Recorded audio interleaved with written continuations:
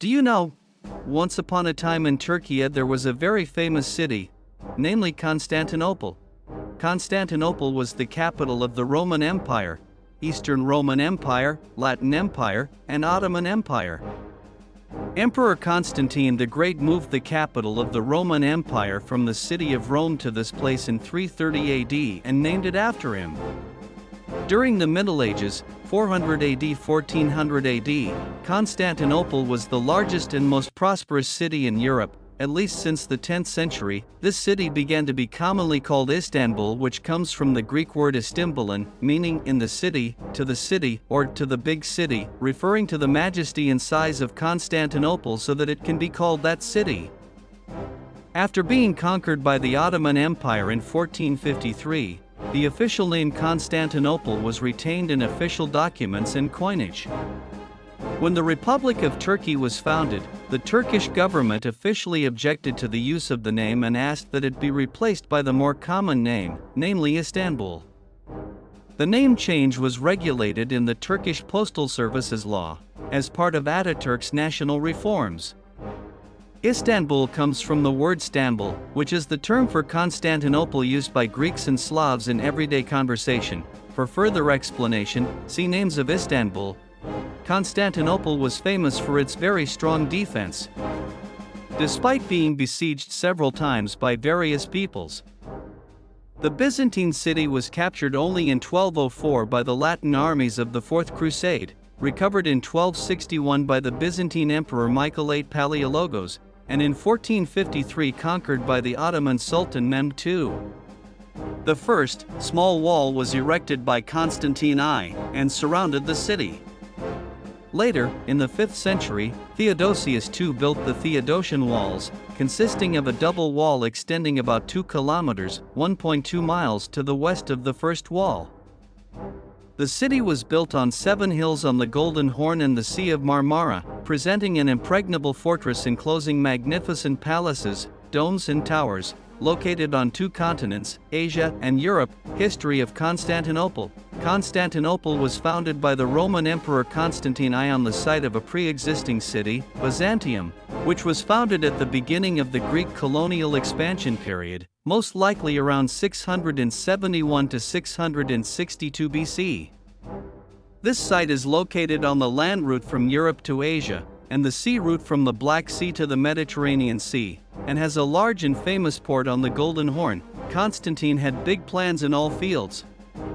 Having restored the unity of the empire, and being in the course of major governmental reforms as well as sponsoring the consolidation of the Christian Church, he was well aware that Rome was an unsatisfactory capital. Rome was too far from the frontiers, and therefore far from the army and imperial council. Rome is not desirable as a playground for politicians at odds with the government. But Rome had been the nation's capital for 1,000 years, and it seemed unthinkable to move the capital anywhere else. Nevertheless, Constantine saw Byzantium as an appropriate location, a place where an emperor could reign, had advanced defenses, and had easy access to both the Danube and Euphrates borders, the imperial court drawing supplies from the fertile gardens and sophisticated workshops of Asia. Its treasury was filled by the wealthiest provinces of the empire. Constantinople was built over 6 years, and inaugurated on May 11, 330.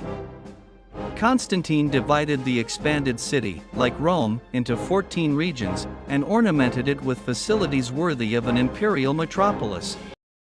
However, at first, Constantine's new Rome did not have all the glory of the old Rome.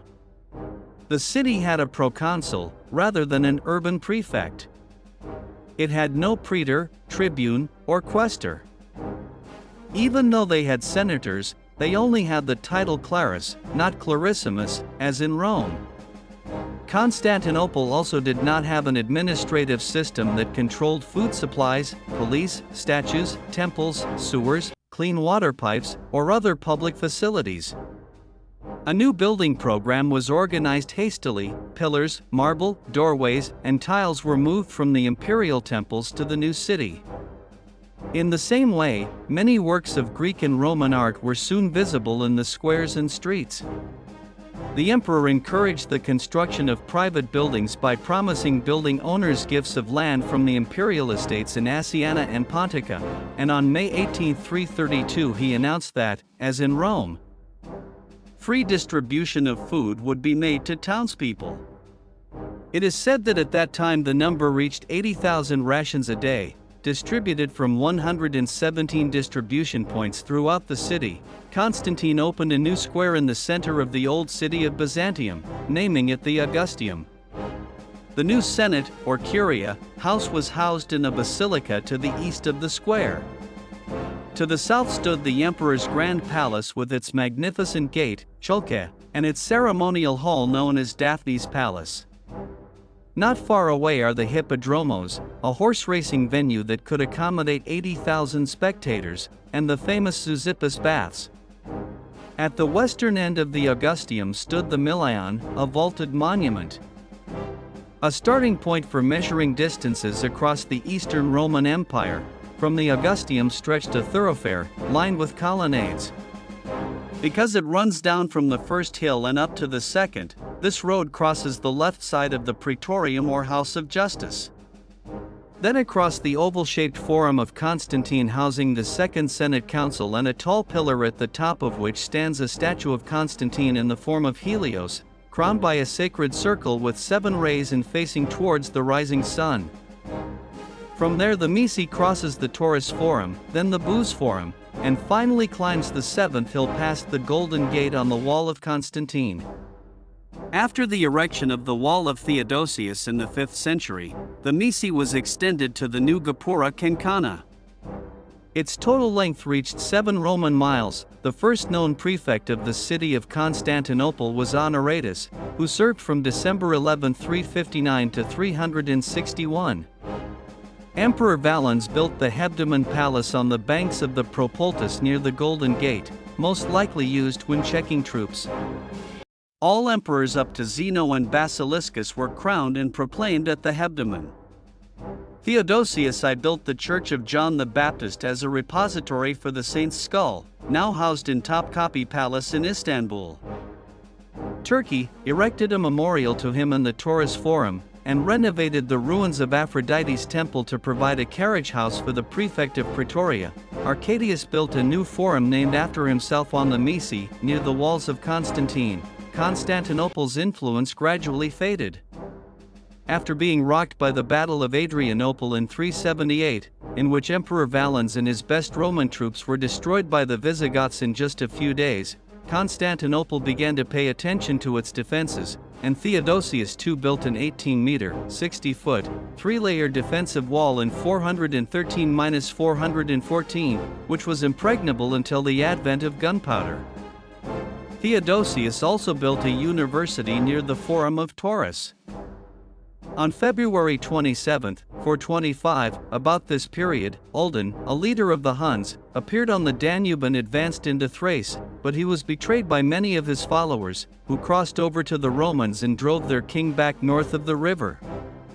Because of this incident, new walls were erected to defend Constantinople, and the fleet on the Danube was increased. Meanwhile, the barbarians took control of the Western Roman Empire. Its emperor fled to Ravenna, and its empire perished. After this event, Constantinople truly became the largest city in the Roman Empire and in the world. Emperors no longer shuttled from one capital and palace to another. They settled in their palaces in the great city, and sent generals to lead their armies.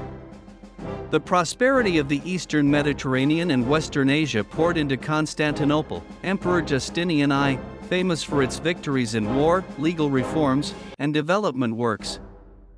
It was from Constantinople that his expeditionary fleet departed to retake the former diocese of Africa on or about June 21, 533. Before leaving, Commander Belisarius' ship anchored in front of the imperial palace, and the Patriarch led prayers for the success of the fleet.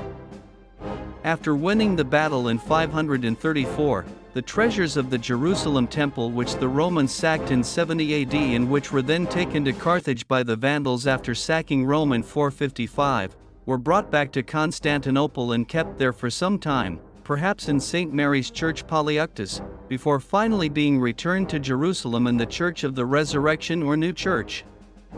Chariot races were popular in Rome for centuries. In Constantinople, the hippodromos increasingly gained a reputation as a political venue. It was there that the people unanimously showed their approval of a new emperor. This is a reflection of the elections in Old Rome. There they also openly criticized the government or call for the replacement of ministers who are not liked by the public. During the reign of Justinian, public order Constantinople became an important political issue. During the late Roman and early Byzantine periods, Christianity resolved fundamental questions of identity, and disputes between the Orthodox and Monophysite camps led to serious turmoil. This chaos is expressed through participation in the blue and green team support membership in chariot races. Fans of the blue and green teams are said to grow mustaches and beards, shave their hair at the front and grow the hair at the back of their heads, wore robes with wide sleeves and belts, and formed groups that roared and committed crimes in the streets at night. Ultimately, these disturbances culminated in a major uprising in 532, known as the Nika riot, from the war cry "Victory," shouted by the rebels. A fire started by the Nika rebels destroyed the Basilica of St. Constantine built Sophia, namely the main church building of Constantinople, which stood north of the Augusteum. Justinian commissioned Anthemius of Tralles and Isidore of Miletus to replace it with the building of the Church of Esse, the new and second to none Sophia. This building was the great cathedral of the Orthodox Church, whose dome was said to be held aloft by God alone, and which was directly connected to the palace so that the imperial family could attend church without passing through the streets. The inauguration was held on December 26, 537 and was attended by the emperor. The management of St. Sophia was staffed by 600 people including 80 priests, and cost £20,000 of gold to build. Justinian also commissioned Anthemius and Isidore to demolish the original Church of the Holy Apostles built by Constantine and replace it with a new church building with the same name. The church is designed in the shape of an equilateral cross with 5 domes, and is decorated with beautiful mosaics. This church continued to be the burial place of emperors from Constantine himself until the 11th century. When Constantinople fell to the Turks in 1453, the church was torn down to make room for the tomb of Mehmed II the Conqueror. Justinian also paid attention to other aspects of the city's development environment. He set a ban on building buildings on the seashore, with the aim of preserving the beauty of the view. During the reign of Justinian I, the population of Constantinople reached 500,000. However, the population also decreased due to the spread of the Justinian plague between 541 to 542 AD. This plague killed about 40% of the city's residents. While the great city was under siege by enemies, Heraclius led his army into Persian territory and in a short time managed to restore the status quo in 628, after the Persians liberated all their conquered territories. Nevertheless, the empire continued to weaken due to the onslaught of the Arabs, thus losing its provinces in Africa and the southeastern Mediterranean forever. The first siege of Constantinople by the Muslims lasted from 674 to 678, and the second siege lasted from 717 to 718. While Theodosius' walls were impregnable by land attack. A new invention known as Greek fire enabled the Byzantine navy to destroy the Arab fleet and allowed food supplies to flow into the city. During the second siege, crucial help was extended by the Bulgars.